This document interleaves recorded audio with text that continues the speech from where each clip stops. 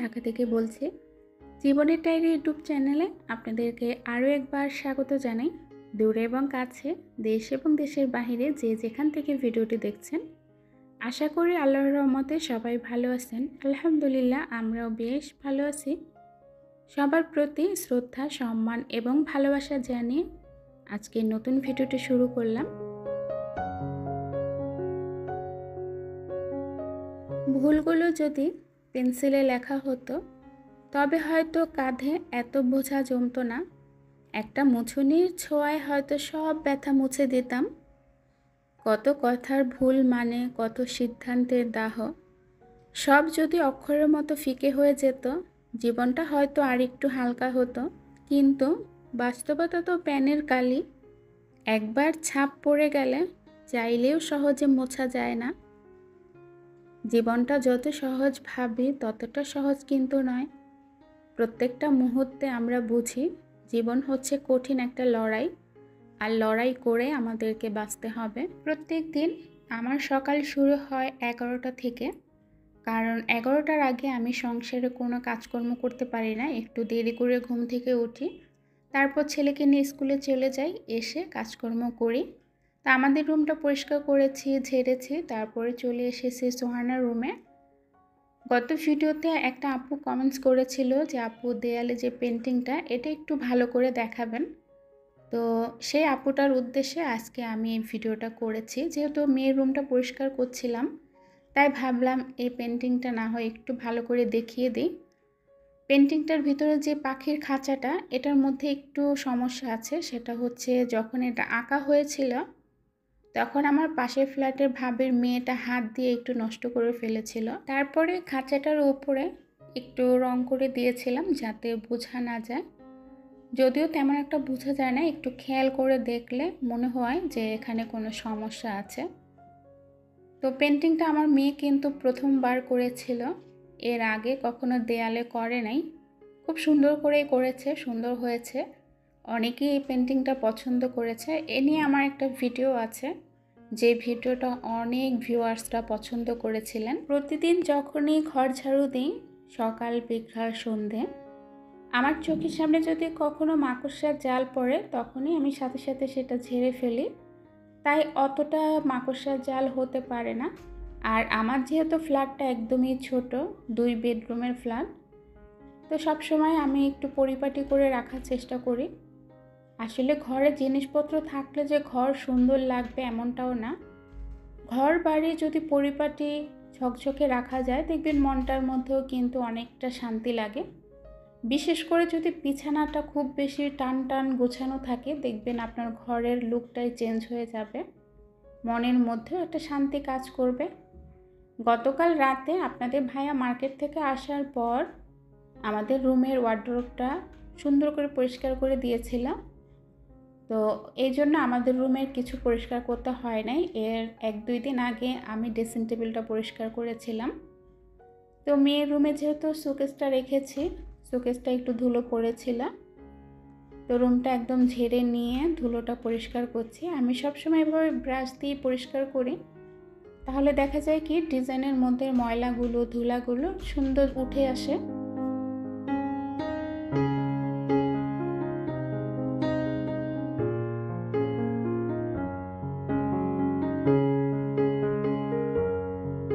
ঘর সংসার টিপটাপ ঝকঝকে, তাই মনটাও থাকবে ফুরফুরে।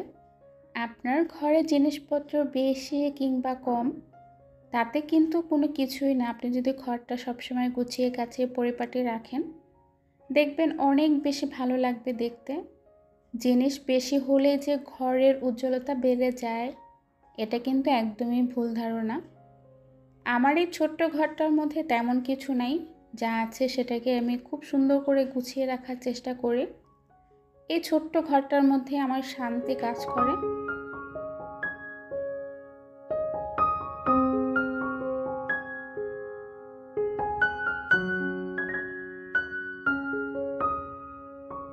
জানি না আমার ভিউয়ার্সরা আমার ভিডিওগুলো কেন এত পছন্দ করে। আমি তো ভিডিওতে তেমন একটা কিছুই দেখাতে পারি না। আমার এই ছোট্ট সংসারে আছেই বা কি আর আপনাদের সাথে শেয়ার করব। এই চার দেয়ালের মাঝেই ঘুরে ফিরে আপনাদের সাথে গল্প সল্প করি। আপনারা আমার ভিডিওগুলো পছন্দ না করলে কবেই হারিয়ে যেতাম। আপনাদের ভালোবাসা এবং অনুপ্রেরণা নিয়ে নতুন নতুন কন্টেন্ট তৈরি করি। আপনাদের এত সাড়া পাবো সত্যিই ভাবি নাই। আমি তো মাঝপথে একদম হাল ছেড়েই দিয়েছিলাম। দেখছি সবাই খুব সুন্দর ভিডিও করছে, এত সুন্দর সুন্দর ভিড়ে আমার এই কুৎসিত ভিডিওগুলো কে দেখবে? পরে দেখলাম না, আমার এই কুৎসিত ভিডিওগুলো কারো মনে জায়গা করে নিচ্ছে, কেউ পছন্দ করছে। আমি তো আপনাদের সামনে তেমন ভালো ভালো জিনিস উপস্থাপন করতে পারি না। আমার এই ছোট সংসারটার মধ্যে যা কিছু আছে তা নিয়ে একটা ভিডিও সাজাই, আর সেই ভিডিওটা আপনাদের মাঝে শেয়ার করি। আলহামদুলিল্লাহ, আল্লাহ পাক আমাকে সন্তুষ্ট করেছেন আপনাদের ভালোবাসায়। মানুষের মনের মধ্যে জায়গা করে নেওয়াটা ঠিক যেমন কঠিন, আবার সহজও। ইচ্ছে করলে আমরা পারি না এমন কোনো কাজ নেই। আল্লাহ পাক আমাদের অনেক প্রতিভা দিয়েছেন, সেই প্রতিভাগুলো যদি কাজে লাগাতে পারি অবশ্যই আমরা ভালো কিছু করতে পারবো। তবে সেটা সৎ পথে থেকে, কখনো কারো ক্ষতি করে নয়, কাউকে ছোট করে নয়, কাউকে নিচে নামিয়ে আপনি উপরে উঠতে চাইবেন না, তাহলে সেই নিচেই থেকে যেতে হবে, কখনোই উপরে উঠতে পারবেন না। তো ভিউয়ার্স, কাজকর্ম বেশ করেছি, যদিও আপনাদের সাথে শেয়ার করা হয় নাই। বোঝেনি তো, পুরো ঘর ঝাড় দিলে কি অবস্থা হয় ঘরের, পুরো 12টা বেজে যায়। জানেনই তো ঘর ঝাড় দেওয়ার পর কত কাজ করতে হয়। তো সবগুলো কাজ একা হাতে শেষ করলাম, একদম পরিষ্কার করে ঘরটর গুছিয়ে মনটা ফুরফুরা করে চলে এসেছি রান্না করতে। কারণ ঘর যদি পরিষ্কার থাকে, টিপটপ থাকে, তাহলে দেখবেন মনটা অনেক বেশি ফুরফুরে থাকে। তো রান্না করছি মুরগির গোশত, আর রান্না করব ইলিশ মাছের মাথা দিয়ে কচুরমুখী। মুরগির গোশতটা কষানো হচ্ছে, এদিকে গতকাল যে কাপড়গুলো ধুয়ে রেখেছিলাম সেগুলো শুকিয়ে গিয়েছে, ভাঁজ করব। আমার বারান্দার কাপড় একদিনে শুকায় না, এখন আবার হচ্ছে বৃষ্টি, কিছুক্ষণ পরপরই বৃষ্টি নামছে। তো কাপড়গুলো যেহেতু শুকিয়ে গিয়েছে, ভাঁজ করে জায়গা মতো রেখে দিব। গত ভিডিওতে আপনাদের সাথে শেয়ার করেছি আমি বিছানার চাদরটা বিছিয়েছি। দেখেন মাত্র মাঝখানে 2 দিন গ্যাপ গিয়েছে, বিছানার চাদরটা আমাকে উল্টিয়ে বিছাতে হয়েছে। বললাম না, এখানে চাদরটা অনেক বেশি নোংরা হয়ে যায়। আমাদের রুমের চাদরটা আমি বেশি দিন বিছিয়ে রাখতে পারি না। এখানেই বসে বাচ্চারা খেলাধুলা করবে, এখানে বসেই খাবে, মানে সব কিছু তাদের খাটের উপরে। কেউ যদি কখনো মিষ্টি করে কথা বলে, আমরা কিন্তু তাকে অনেক আপন ভেবে নিই। আমরা ভাবি তার কথা যেহেতু মিষ্টি, তার মনটাও মনে হয় তার চেয়ে বেশি মিষ্টি।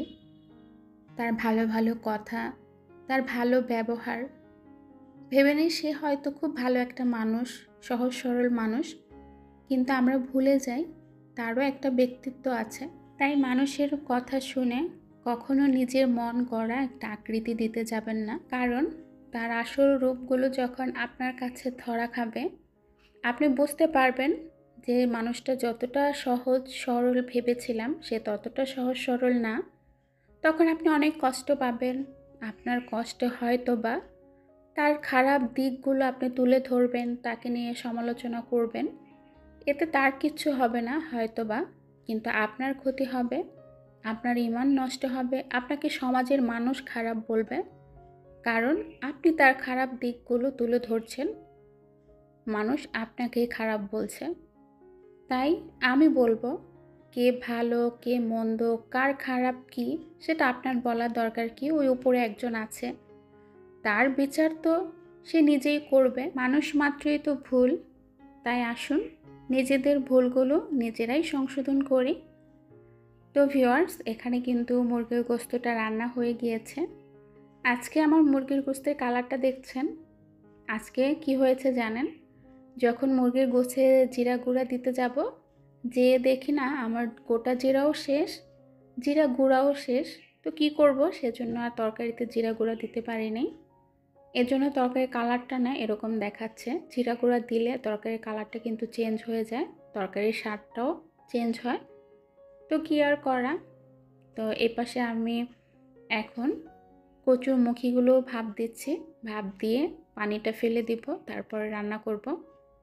আমি যেহেতু কচুর মুখিটা তেমন একটা খেতাম না, তো এবার দেখলাম কি কচুর মুখিটা ভালোই লাগছে। আসলে মানুষেরও রুচির পরিবর্তন হয়, পছন্দের পরিবর্তন হয়। এটা আমি আমার নিজেকে দিয়েই বুঝতে পারি। যে জিনিসগুলো আমি আগে খেতাম না, এখন থেকে ইদানিং সেগুলো আমি খাচ্ছি, ভালো লাগছে। আবার যেগুলো একটা সময় ভালো লাগতো, এখন আর সেই জিনিসগুলো ভালো লাগে না, একদমই পছন্দ হয় না। তো নিজেকে দিয়ে এখন বুঝি যে মানুষের পছন্দেরও পরিবর্তন হয়। আগে না মানুষকে দোষারোপ করতাম যে এই মানুষটা এমন কেন। একটা জিনিস পছন্দ করেছে, কিছুক্ষণ পর ভালো একটা জিনিস দেখলে সেটাকেও পছন্দ করছে, তখন এটাকে অপছন্দ করছে। তো তখন হয়তো বুঝতে পারতাম না, তখন বুদ্ধিটা কম ছিল, বয়সটা কম ছিল। এখন বুঝি যে মানুষেরই পরিবর্তন হয় আর মানুষ হচ্ছে পরিবর্তনশীল। তো এখানে কিন্তু মশলাটা খুব সুন্দর করে কষিয়ে কচুর মুখিটা দিয়ে দিয়েছি। ইলিশ মাছের মাথা হচ্ছে অল্প, মানে ছোট ইলিশ মাছ, তো তাই 2টা মাথা দিয়ে রান্না করছি। মুরগির গোস্ত তো রান্না করেছি, ওটা তো আমি তেমন একটা খাবো না। আমার জন্য কিন্তু কচুর মুখিটাই রান্না করলাম। যদিও রাতে আমি আরেকটা আইটেম রান্না করেছিলাম, সেটা ভিডিওতে রাখি নাই। আমার প্রায় সময় রাতে রান্না করা হয়। দুপুরে কিছু রান্না করলে দেখা যায় কি দুপুরে খাওয়ার পর সেই খাবারটা আমার কাছে রাতে ভালো লাগে না। তো আবার টুকটাক একটু কিছু করি নিজের জন্য বা মুস্তাকিমের বাবার জন্য। বাচ্চাদের তো গোস্ত হলে আর কিচ্ছুর দরকার হয় না, গোস্ত দিয়ে ওরা অনায়াসে খেতে পারে। তা আমার ইদানিং রুচির এত বেশি পরিবর্তন হচ্ছে, এখন এটা খেতে ইচ্ছে করছে, আবার কিছুক্ষণ পরে এটা ভালো লাগছে না। আমাকে নিয়ে আমি সমস্যায় পড়ে গিয়েছি। যাই হোক, রান্নাটা শেষ করে ফেলেছি, থালাবাটিগুলো ধুয়ে নিয়েছি। রান্নাটা চুলায় রেখে আমি পুরো রান্নাঘরটা মুছে নিলাম, যাতে রান্নাটা শেষ করার পর বাড়তি কাজগুলো না থাকে। অনেক সময় গোসল করে রান্না শেষ করে, আবার অনেক সময় দেখা যায় কি গোসল করে রান্না করতে আসি।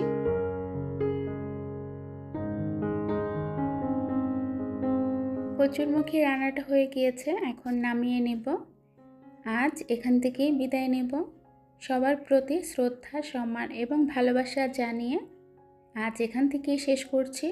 সবাই ভালো থাকবেন, সুস্থ থাকবেন, নিরাপদে থাকবেন, আমাদের জন্য দোয়া করবেন। আল্লাহ হাফিজ। আসসালামু আলাইকুম।